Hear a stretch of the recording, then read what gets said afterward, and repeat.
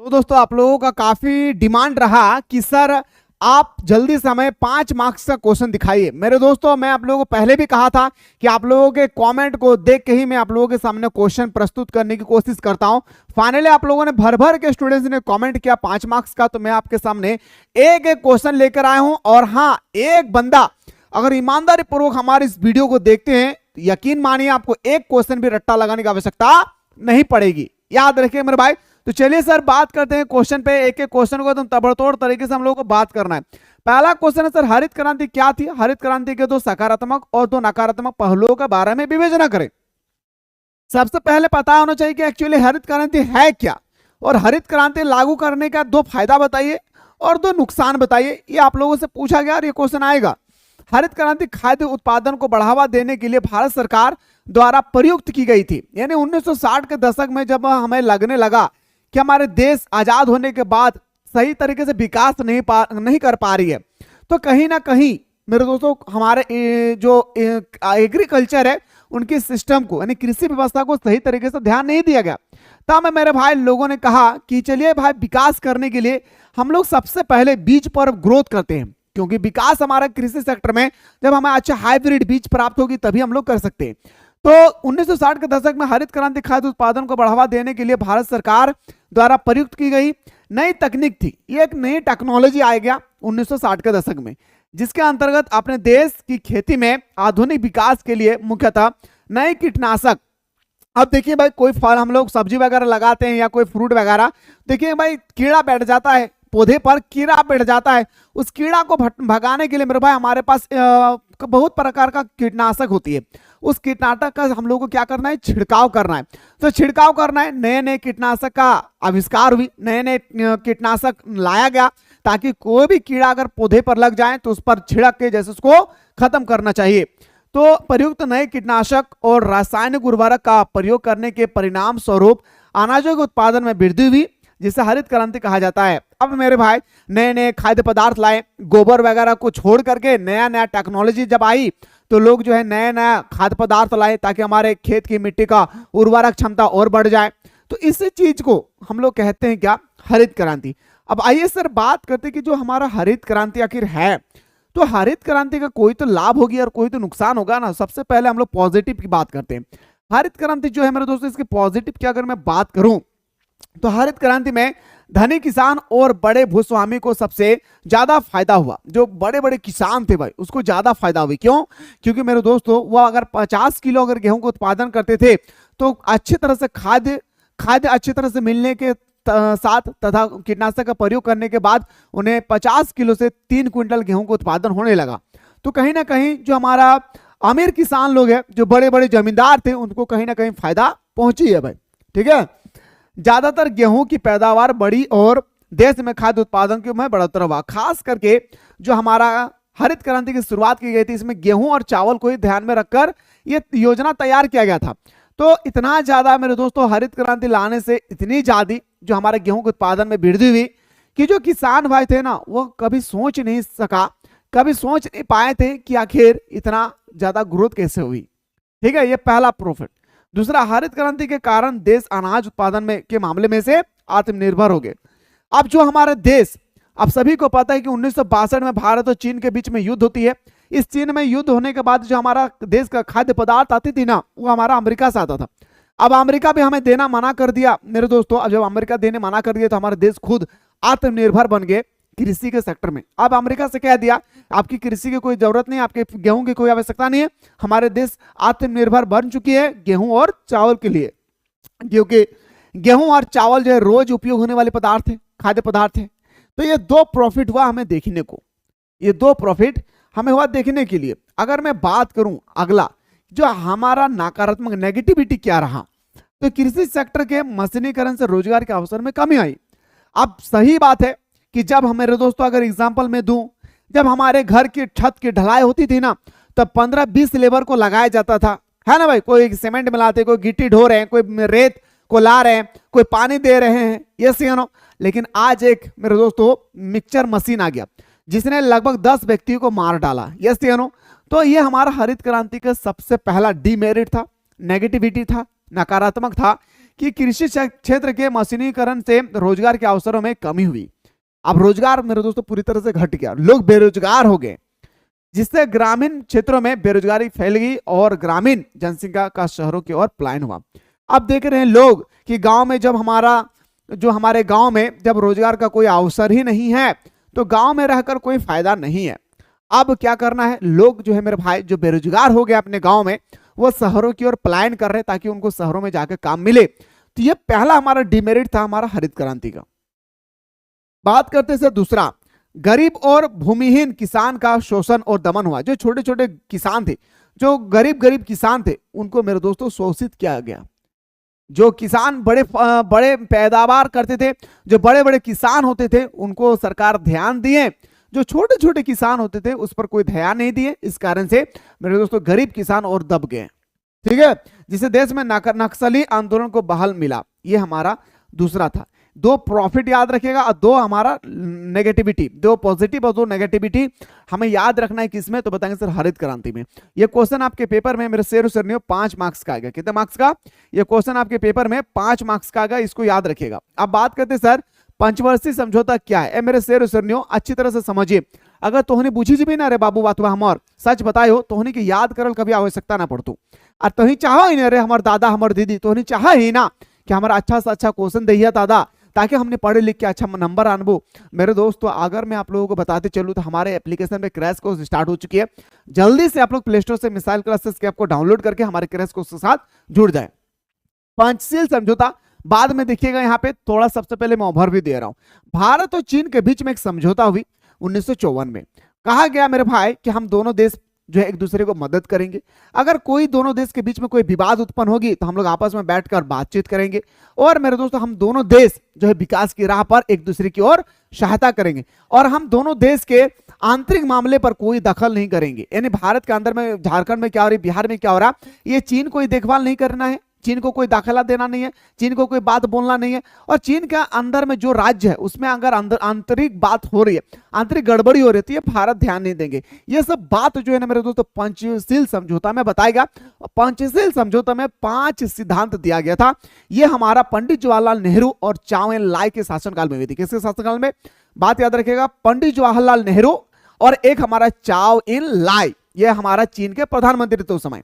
यह हुआ है घटना 1954 में। आइए सर बात करते हैं, ठीक है भाई सुनिए। भारत के प्रथम प्रधानमंत्री पंडित जवाहरलाल नेहरू ने चीन से अच्छे संबंध बनाने की पहल की। अब कहा अरे चीन वासियों सुनो, हमारे देश और आपके देश जो है ना कम्युनिकेशन अच्छा मिलती है, हमारे देश और आपके देश में कम्युनिकेशन अच्छा होती है, तो चलिए हम लोग बैठकर बात करते हैं और हम लोग दोनों एक दूसरे को सहयोग करेंगे। कौन कह रहे हैं? जवाहरलाल नेहरू। 1949 में चीन क्रांति के बाद चीन की कम्युनिस्ट सरकार को मान्यता देने वाला भारत पहले देश में एक था।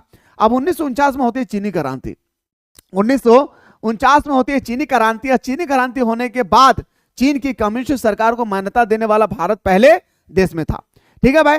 29 अप्रैल, पूरा डेट याद रखिएगा, कल डेट आएगा ही आएगा बाबू, ठीक है।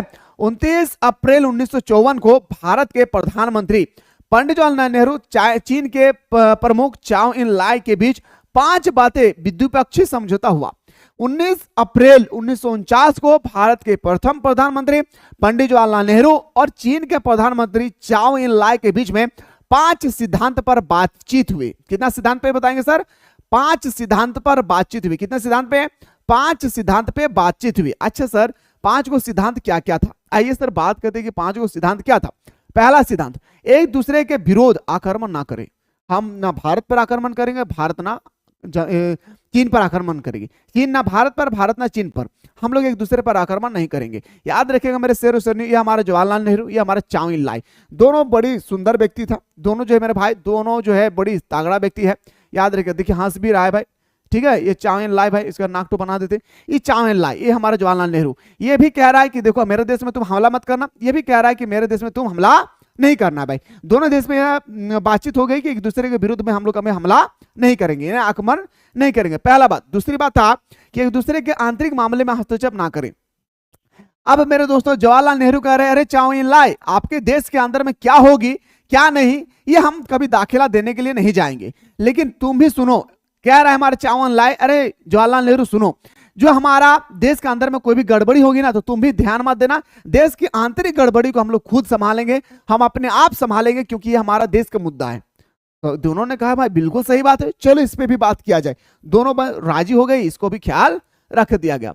अब आते हैं तीसरा पॉइंट, एक दूसरे की क्षेत्रीय अखंडता को आदर करेंगे और तुम्हारे देश की जो रहन सहन कल्चर वगैरह जो है उसका हम लोग आदर करेंगे, आपके देश में भी जो है इसका हम लोग आदर करेंगे, सम्मान करेंगे, अखंडता को बनाए रखेंगे। तीसरा पॉइंट था।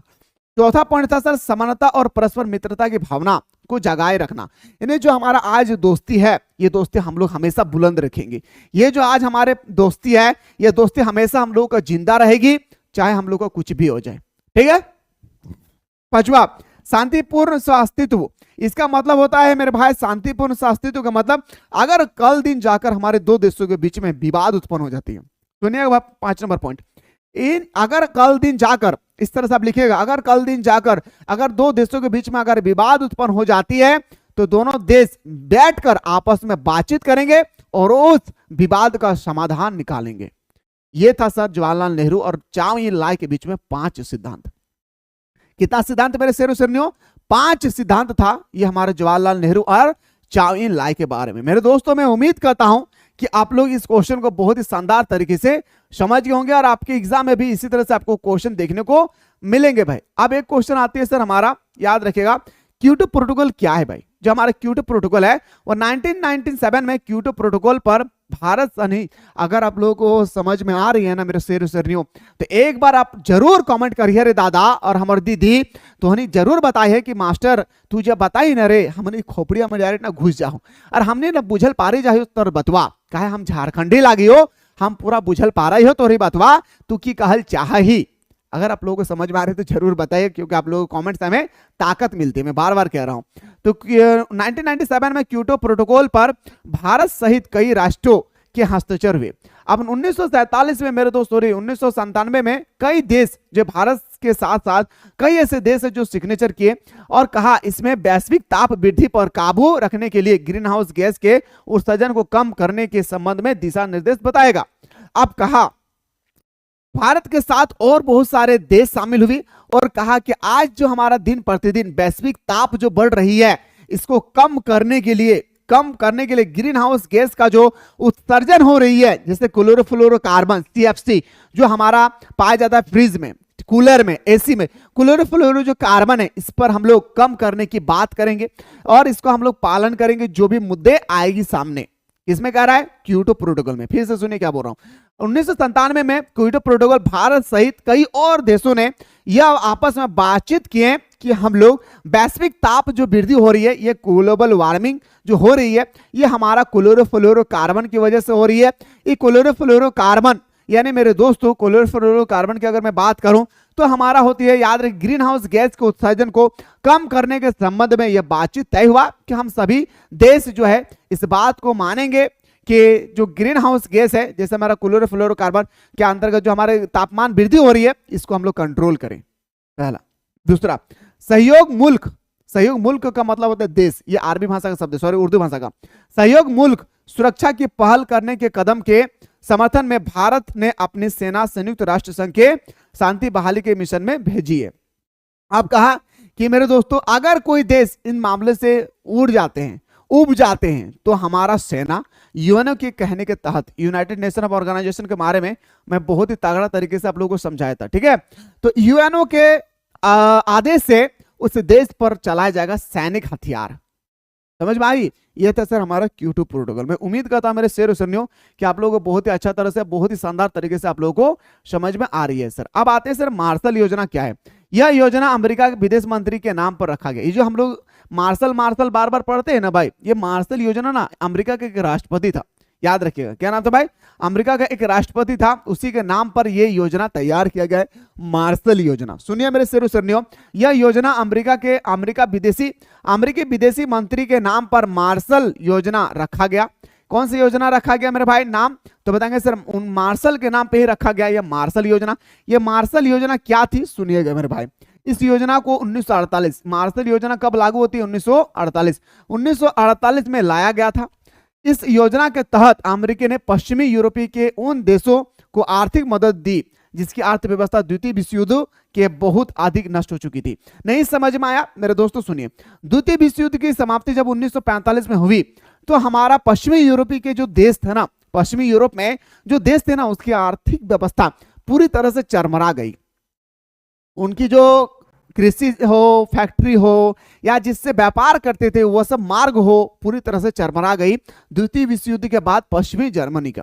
अब जैसे मेरे दोस्तों पश्चिमी यूरोप का जब वो देखने लगा अमेरिका की इतने सारे नुकसान हुई है, तो अमेरिका मेरे दोस्तों कुछ मदद करने लगे। क्या करने लगे? अमेरिका कुछ उन सभी यूरोपीय देशों को मदद करने लगे, पश्चिमी यूरोपीय देशों को मदद करने लगे, ताकि उनकी आर्थिक व्यवस्था, अर्थव्यवस्था मजबूत हो सके। ठीक है, तो इसी को हम लोग मार्शल योजना कहते हैं। तो वो आर्थिक मदद दी जिसकी अर्थव्यवस्था द्वितीय विश्व युद्ध के बाद बहुत ही अधिक नष्ट हो चुकी थी और युद्ध के पश्चात शीत युद्ध के दौरान अमेरिका के पक्ष में थी, और कहा कि हम, अब मार्शल योजना बहुत खतरनाक था भाई। मार्शल जो व्यक्ति था ना, वो खतरनाक था। कहता है कि मैं जो आपको मदद कर रहा हूं ना, ये मत समझिएगा कि हम आपको मदद कर रहा हूं, बल्कि आप जो हमारा द्वितीय विश्व युद्ध की जो समाप्ति हुई है, इसके बाद हमारा शीत युद्ध का दौर शुरू हो रहा है। सभी देश, जो देश को मैंने मदद कर रहा हूं, सारे देश मेरे सपोर्ट करना। याद रखिएगा, शीत युद्ध के दौरान सारे देश जो अमेरिका पक्ष में थे। ठीक है, तो अमेरिका पक्ष में थी। इस योजना के बाद पश्चिमी यूरोप के देशों की अर्थव्यवस्था में बहुत तेजी हुई, तेजी से विकास हुआ। अब जैसे मार्शल ने मदद करना चाहा पश्चिमी यूरोपीय देशों को, तो उनकी अर्थव्यवस्था मजबूत हो गई। सोवियत संघ ने इसे विस्तारवादी नीति कहकर इसकी आलोचना की थी। यह था सर हमारा मार्शल योजना। अब आते हैं सर हम लोग बात करते हैं पंचशील समझौते के बारे में। अभी हम लोग जस्ट बात किए भाई। अब आते हैं सर हम लोग नेक्स्ट क्वेश्चन पे, जो top of the most important है भाई। क्वेश्चन है सर, आसियान समुदाय के मुख्य स्तंभों और उनके उद्देश्यों के बारे में बात करें। याद रखिएगा मेरे भाई, जो हमारा आसियान है भाई, इसके बारे में हम लोग को चर्चा करना है। याद रखना है, आसियान सुरक्षा समुदाय। पहले अगर मैं बात करूं आसियान के बारे में, तो पहला हमारा पॉइंट आती है मेरे शेर शेरनियों, आसियान सुरक्षा समुदाय। यह समुदाय आसियान देशों के बीच वाले टकराव को दूर करना था। यानी आसियान में जितना भी देश शामिल थे, आसियान में जितने भी देश शामिल थे, उन सभी देशों के बीच में यह समझौता हुआ कि हम देश, जो भी देश हमारे साथ मिले हुए हैं, हम सभी देश एक दूसरे को आर्थिक रूप से मदद करेंगे। कोई देश पर अगर कोई देश, बाहरी देश अगर आक्रमण करती है, तो हम सब मिलकर उसको मुंहतोड़ जवाब देंगे। यह था पहला आसियान सुरक्षा समुदाय। यह समुदाय आसियान देशों के बीच होने वाला टकराव को दूर करना था। दूसरा पॉइंट, आसियान आर्थिक समुदाय। आसियान आर्थिक समुदाय आसियान देशों का साझा बाजार और उत्पादन आधार तथा क्षेत्र में सामाजिक और आर्थिक विकास को बढ़ावा देता है। अब मेरे दोस्तों, आसियान के अंदर में जो भी देश शामिल है, सारे देश एक दूसरे के साथ पार्टनरशिप में बाजार में सामान बेचते हैं।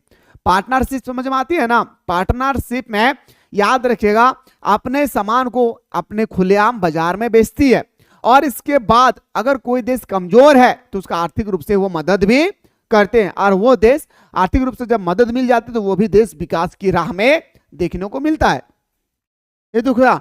तीसरा है सर सामाजिक आसियान सामाजिक। अगला है सर कि सांस्कृतिक समुदाय। यह समुदाय आसियान देशों के बीच सामाजिक एवं सांस्कृतिक संबंधों को बढ़ावा देती है। और मेरे भाई, आसियान के देशों में जितना भी आसियान के जितना भी सारा देश है, आसियान का जितना भी सारा देश है, सारे देश एक दूसरे के जो संस्कृतिकरण है उसको मेरे दोस्तों स्वीकार करेंगे, उसके संस्कृतिकरण को और बढ़ावा देंगे। क्या करेंगे मेरे भाई? उसके संस्कृतिकरण को और ज्यादा से ज्यादा क्या करेंगे? बढ़ावा देंगे, ताकि वो देश मेरे दोस्तों और विकास की राह पे जा सके। ये था सर हमारा आसियान के बारे में। मैं उम्मीद करता हूं मेरे भाई कि आप लोगों को बहुत ही शानदार तरीके से आप लोगों को समझ में आ रहा होगा। अब आते से सोवियत संघ के पतन के क्या परिणाम है। अच्छा, आप सभी को पता है कि हमारा 1991 में मेरे भाई सोवियत संघ का पतन हो जाती है। यस या नो भाई? याद रखिएगा। तो इसके पतन के क्या परिणाम हुआ? पतन के बाद कोई तो परिणाम होगी ना भाई। सुनिए, इसका अच्छा परिणाम यह रहा कि दूसरी दुनिया के पतन से शीत युद्ध का अंत हो गया, विश्व में संघर्षों और तनाव का अंत हो गई। अब जैसे मेरे भाई सोवियत संघ का अंत हुई ना, शीत युद्ध का भी अंत हो गया। सोवियत संघ का जैसे ही अंत हो गया, हमारा शीत युद्ध का भी अंत हो गई। अब शीत युद्ध का अंत होने से दुनिया में जो एक असामान्य, क्या मैं बोलूंगा भाई, जो समस्या फैली हुई थी, जो आक्रमण सा लोग सभी देश डरा हुआ था, वो आक्रमण सा मेरे दोस्तों वो संघर्ष के राह को लोग छोड़कर शांति स्थापित किए। ठीक है, जो दंगा फसाद हो रही है उस दंगा फसाद से राहत मिली है सोवियत संघ के विघटन के बाद। पहला परिणाम। दूसरा, हथियार की होड़, परमाणु हथियार का संचय और सैनिक गुटों का विभाजन समाप्त हो गया। इससे बहुत सीमा तक शांति स्थापित हुई थी। और मेरे दोस्तों, हमारा सोवियत संघ के विघटन का दूसरा परिणाम था पतन का, कि हथियारों का होड़ लग गई। हथियारों को होड़ मतलब समझ में आ रहा है? जो व्यक्ति मेरे दोस्तों दूसरे को मारने के फेरा में रहते थे, क्या करते थे? दूसरे को मारने के फेरा में रहते थे ना, जब सोवियत संघ का विघटन हो गई तो मेरे दोस्तों वो हथियार को लाकर जमा कर दिए। इस तरह से इतने हथियार जमा हो गए कि हथियारों का होड़ लग गया। क्या लग गया? बम बारूदों का होड़ लग गया भाई। तीसरा पॉइंट था, विश्व राजनीति में शक्ति संबंधों में परिवर्तन आया और परिणाम स्वरूप विचारों और संस्थाओं के अपेक्षित प्रभाव में भी अंतर आया। महाशक्ति के रूप में सोवियत संघ का विघटन हो गया। अब मेरे भाई, जैसे सोवियत संघ का विघटन हो गई तो दुनिया में सिर्फ एक ही देश उभर कर सामने आया, वो था हमारा अमेरिका। ठीक है, और अमेरिका अकेला महाशक्ति के रूप में कायम हुआ। अब जब दिखने लगे पूरी दुनिया के देश की सोवियत संघ का विघटन हो गई, इसका मतलब हमारा सोवियत संघ जो देश है वो पूरी तरह से समाप्त हो गई है। तो मेरे दोस्तों कहने लगा कि चलो भाई, अब एक ही देश है हमारे पूरी दुनिया में जो पूरे अपना दबदबा दिखाएंगे। वो देश का नाम था अमेरिका। क्या नाम था भाई? याद रखिएगा, अमेरिका उनका नाम था। आज तरह अमेरिका के पूंजीवादी अर्थव्यवस्था के समर्थक होने से अंतरराष्ट्रीय स्तर पर इसको बढ़ावा मिला। अब अमेरिका के पूंजीवादी अर्थव्यवस्था के समर्थक होने से अंतरराष्ट्रीय स्तर पर बढ़ावा मिला। अब अमेरिका ऐसे ही ऑलरेडी पूंजीवादी देश है। अमेरिका क्या है? ऑलरेडी ये पूंजीवादी देश है। पूंजीवादी देश होने के बावजूद मेरे दोस्तों और छोटे छोटे देश इसको और मदद करने लगे, हथियार के रूप में हो। जब ये पैसा देने लगे ना तो सारे छोटे छोटे देश को लगने लगा कि चलिए भाई, ये हमें पैसा दे रहा है, मतलब ये हमें मदद कर रही है। और ये नहीं जान रहा है मेरे दोस्तों कि मैं दे रहा हूं पैसा तो हम क्या ले रहे हैं उनसे। ये भी था। दूसरा पॉइंट है कि पूंजीवादी की समर्थक संस्थाएं विश्व बैंक और अंतरराष्ट्रीय मुद्रा कोष। अंतरराष्ट्रीय मुद्रा कोष को बोलते हैं मेरे भाई, याद रखें, IMF, international money fund. IMF जैसे संस्था विभिन्न देशों की शक्तिशाली सलाहकार बन गए। अब पूंजीवादी के समर्थक जैसे हमारा वर्ल्ड बैंक हो गया या इंटरनेशनल मनी फंड हो गई, ये हमारा पूरा का पूरा अमेरिका के काबू में आ गई। इसके काबू में आ गया, अमेरिका के काबू में आ गई। ये भी एक तरह का क्या था? परिणाम था। बर्लिन की दीवार का वर्णन करें। जर्मनी में स्थित बर्लिन की दीवार राजनीतिक और ऐतिहासिक दृष्टि से अति महत्वपूर्ण है। आज भी मेरे भाई बर्लिन की दीवार जो है जर्मनी में, आज भी लोग देखने के लिए जाते हैं, क्योंकि इतनी लंबी दीवार और इतनी ऊंची दीवार थी बर्लिन की दीवार। जर्मनी में स्थित बर्लिन की दीवार राजनीतिक और ऐतिहासिक दृष्टि से अति महत्वपूर्ण है। इस दीवार का निर्माण साम्यवादी और पूंजीवादी लोग अलग करने के लिए 1961 में बनाया गया था। 150 किलोमीटर लंबी थी। जो हमारा पूंजीवादी थी और समाजवादी थी, दोनों देश एक दूसरे से अलग रहने के लिए, याद रखिए, एक था हमारा पूंजीवादी देश, एक था हमारा समाजवादी देश। अब पूंजीवादी समाजवादी एक दूसरे का चेहरा नहीं देखना चाहते थे, इसलिए एक दीवार का निर्माण करा दिया भाई। एक दीवार का क्या करा दिया? निर्माण करा दिया 1961 में। कहा कि ना तुम मुझे देख पाओगे ना मैं तुम्हें देख पाऊंगा। इस दीवार का निर्माण हुआ था मेरे दोस्तों 150 किलोमीटर। इतना लंबी दीवार होगी भाई, 150 किलोमीटर की लंबी दीवार। ठीक है, अगला पॉइंट था सर, 28 वर्ष तक यह दीवार खड़ी रही। जैसे बनाया गया था यह दीवार को, वैसा ही 28 साल तक यह दीवार वैसा का वैसा ही खड़ा रहा। सोवियत संघ के पतन के पश्चात जनता ने इसे 9 नवंबर 1989 को पूरी तरह से तोड़ दिया। अब देखने लगा कि सोवियत संघ का विघटन हो गई, चलिए ये दीवार रखकर कोई फायदा नहीं है, जनता ने तोड़ दिया। यह दोनों जर्मनी, पूर्वी जर्मनी और पश्चिमी जर्मनी के एकीकरण और साम्यवादी समाप्ति की शुरुआत थी। अगला पॉइंट था शीत युद्ध की समाप्ति और दूसरी दुनिया की समाप्ति की भी प्रतीक था। याद रखिएगा, शीत युद्ध की समाप्ति, यह भी शीत युद्ध का निशानी में से एक निशानी था कि बर्लिन की दीवार टूट गई, और दूसरी दुनिया का भी समाप्ति का एक प्रतीक था। मैं उम्मीद करता हूं बर्लिन की दीवार के बारे में अगर क्वेश्चन आए तो आप इजीली से कर लेंगे। सुरक्षा परिषद का कार्य बताइए। मेरे भाई, मैंने आप लोगों को बताया था यूएनओ के 6 अंग होती है। इतना अंग होता है 6, महासभा, बहुत सारा 6 अंग होती है, तो उनमें से एक हमारा सुरक्षा परिषद है। यह सबसे महत्वपूर्ण अंग है। सुरक्षा परिषद को पूरी दुनिया का पुलिसमैन कहा जाता है। याद रखिएगा, यूएनओ के कौन से अंग को दुनिया का पुलिसमैन कहा जाता है? तो सिक्योरिटी काउंसिल, यानी मेरे शेर शेरनियों याद रखना है, हमारा सुरक्षा परिषद को दुनिया का पुलिसमैन कहा जाता है। अगर मैं बात करूं, इसमें 15 देश होती है, 5 को अस्थायी होता है और 10 को अस्थायी होता है। 5 को अस्थायी कौन कौन होता है? तो ट्रिक याद रखिएगा, ABCFR, याद रखना है भाई, ABCFR, अमेरिका, ब्रिटेन, चीन, फ्रांस, रूस। 5 देश का नाम याद रखना है, अमेरिका, ब्रिटेन, चीन, फ्रांस, रूस। इन्हीं 5 देशों के पास एक पावर होती है जिसे हम लोग बोलते हैं वीटो पावर। क्या बोलते हैं मेरे शेर सुनिए? इसी पावर को हम लोग बोलते हैं वीटो पावर, ठीक ना। तो यह दुनिया में शांति स्थापित करने के लिए जवाबदेह है और किसी भी मामले पर जो विश्व शांति के लिए खतरा हो उसे पर विचार करेगी। अब यूएनओ के पास 6 अंग है, सारा अंग का अलग अलग काम है, लेकिन हमारा यूएनओ का एक अंग है जो सुरक्षा परिषद है। ये सुरक्षा परिषद जैसे भारत की, चलिए भारत और हमारा कश्मीर के बीच में हमला हो रही है, यानी सॉरी भारत और पाकिस्तान के बीच में हो रही है विवाद। तो ये विवाद जो है मेरे दोस्तों, भारत हो या हमारा पाकिस्तान हो, ये विवाद को सुलझाने के लिए पत्र लिखेंगे। ये पत्र जाएगा यूएनओ। तो यूएनओ में किसके पास जाएगी? तो सुरक्षा परिषद, सिक्योरिटी काउंसिल के पास जाएगी। और यही ये विवाद का सॉल्यूशन निकालेंगे कि आखिर भारत और पाकिस्तान के बीच में जो विवाद हो रही है वो किस कारण से हो रहा है, यही सॉल्यूशन निकालेगी। तो दुनिया में शांति स्थापित करने के लिए जवाबदेही है और किसी भी मामले में जो विश्व शांति के लिए खतरा हो उस पर विचार करेगी। कोई ऐसा विवाद उत्पन्न अगर हो रही है जिससे पूरे विश्व में कहीं ना कहीं कुछ खतरा उत्पन्न होने वाला है, तो ऐसे विवादों को वो बैठकर सुलझाती है। कौन? सुरक्षा परिषद। या किसी भी देश द्वारा भेजी गई शिकायती पत्र पर विचार करती है। जैसे मान के चलिए या बोलेंगे भारत जाकर कहेंगे देखो ना यूएनओ का मुख्य सचिव, हमारा पाकिस्तान है ना, पाकिस्तान पड़ोसी देश, बोले क्या हुआ? वो ना बार बार हमें टॉर्चर करते रहता है कि यार देखो ना ये कश्मीर हमारा है, कश्मीर हमारा है, कश्मीर हमारा है, बार बार कहता है, जबकि कश्मीर के लोग कहता है कि मैं भारत का हूं, इस पर विचार कीजिए ना। तो ये विचार करेगी कौन? सुरक्षा परिषद। यह किसी भी देश द्वारा भेजे गए शिकायती पत्र पर विचार करती है और उस मामले या झगड़े का निर्णय लेती है कि आखिर इसको कैसे सुलझाया जाए। सुरक्षा परिषद अपने प्रस्ताव या फैसले का लागू करने के लिए सैनिक कार्रवाई भी कर सकती है। आप देखा मेरे भाई, जैसे भारत और पाकिस्तान के बीच में युद्ध हो रही है, एग्जाम्पल में दे रहा हूं। अब देखिए इतना बताने के बाद भी अगर भारत जो हमारा यूएनओ है, यूएनओ ने कहा कि अरे सुनो पाकिस्तान वालों, ये जो तुम भारत पर जुल्म कर रहे हो ना, ये बिल्कुल गैर कानूनी है, ये जो बिल्कुल आप गलत तरीके से यूज कर रहे हैं, ये तुम जबरदस्ती कर रहे हैं। तो पाकिस्तान वाले कहेंगे मैं कर रहा हूं तो आपका क्या जा रहा है, मैं करूंगा। तो इस तरह सिचुएशन में हमारा यूएनओ के पास इतने ताकत है, सुरक्षा परिषद के पास, कि वो सैनिक भेजेंगे, भारत के पक्ष में सैनिक भेजेंगे और कहेंगे जाओ पाकिस्तान को उड़ा दो। ये चौथा पॉइंट था। पांचवा, जैसे एग्जाम्पल मैं दे सकता हूं मेरे दोस्तों, एग्जाम्पल जैसे आप सभी को पता है कि इराक के विरुद्ध में अमेरिका ने भुनिया बना दिया था भाई, क्या? हाँ, धान रोप दिया था, मैंने बताया था आप लोगों को, है ना भाई। यह महासभा के साथ मिलकर अंतर्राष्ट्रीय न्यायालय के जजों की नियुक्ति करती है।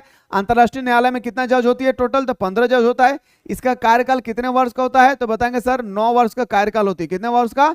9 वर्ष का कार्यकाल होती है। यह महासभा के साथ मिलकर अंतर्राष्ट्रीय न्यायालय के जजों की नियुक्ति करती है। इस बात को ख्याल रखिएगा। मैं उम्मीद करता हूं मेरे शेर और सरनियों के आप लोगों को बहुत ही तगड़ा तरीके से समझ में आ रहा है। अगर आप लोगों को समझ में आ रहा है कि हाँ सर हम लोग को समझ में आ जा रहा है सर, बस आप बताते रहिए, बड़ी मस्त तरीके से समझ में आ रही है। तो अगर आप लोग को लग रहा है कि हाँ जो मैं चीज बता रहा हूं वो चीज आप लोग समझ में आ रहे हैं, तो एक बार आप लोग कमेंट सेक्शन में बताइए कि सर हाँ जो भी क्वेश्चन आएगी हम लोग बना लेंगे इस तरह से, अगर समझाने वाला अगर फाइनल में भी मिल जाए। तो मैं बार बार आप लोगों से यही रिक्वेस्ट कर रहा हूं कि फाइनल एग्जाम के अकॉर्डिंग हमारे साथ सुबह शाम जुड़े रहिए, ठीक है। अब आते हैं सर 9/11 आतंकवादी हमला क्या है। अगर आप लोग चाहते हैं कि सर 9/11 आतंकवादी हमला क्या है, यहां से भी हम लोग को 5 मार्क्स का सब्जेक्टिव चाहिए, तो एक बार आप लोग फटाफट मेरे दोस्तों जल्दी से कमेंट सेक्शन में कमेंट करें। मैं आप लोगों को बताने वाला हूं कि खाड़ी युद्ध क्या है, इसके बाद कांग्रेस पार्टी किस तरह से अस्तित्व में आए, इसके अलावा जो भी 5 मार्क्स का क्वेश्चन बनेगी मैं हर एक वो क्वेश्चन को आप लोगों के सामने प्रस्तुत करने की कोशिश करूंगा। बस आप लोगों से रिक्वेस्ट है कि जितना ज्यादा हो सके हर एक स्टूडेंट्स के तक ये वीडियो पहुंचा दे। फिलहाल मिलते हैं नेक्स्ट वीडियो में।